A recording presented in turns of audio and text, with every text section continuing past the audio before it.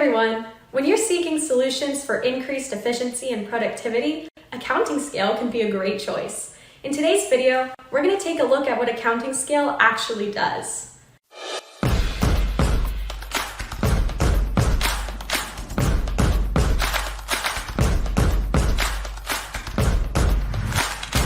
First, let's define what accounting scale is.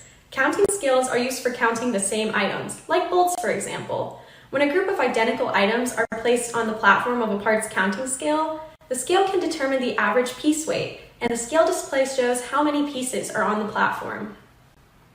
Consider the human effort involved to count small items like screws or washers.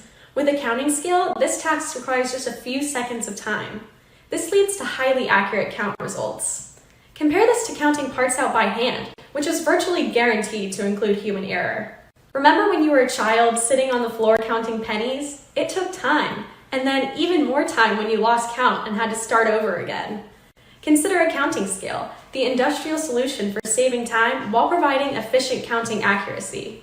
Nearly every industry manager knows that maintaining accurate inventory, counts, and stock management can lead to more efficient order processing and hopefully increase profits. For example, your scale can check the quantity of parts in a carton of 500 pieces in just seconds without the potential of human error. Maybe you have a box of 10,000 parts that requires packaging into 50-piece packages. This task can be accomplished with what's called check counting. The function is as simple as the user watching for the scale to see when the predetermined count has been reached. Let's mention some factors that you need to consider when purchasing a counting scale. First, think about the average weight of the items being counted. This is one of the biggest mistakes counting scale buyers make.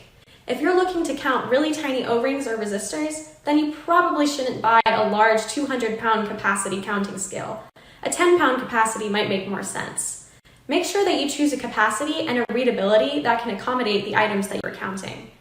How large is the largest box that you will place on the scale? Choose a platform that can accommodate that.